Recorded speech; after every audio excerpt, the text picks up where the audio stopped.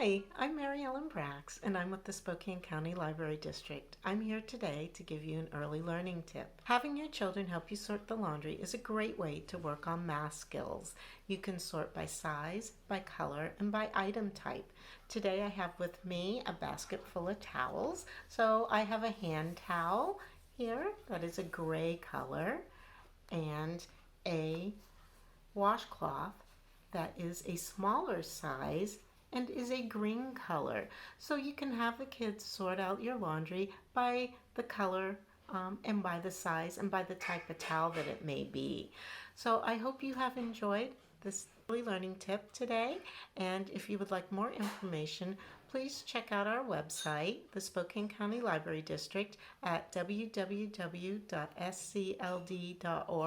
for more information on getting ready for kindergarten. Have a great day. Bye.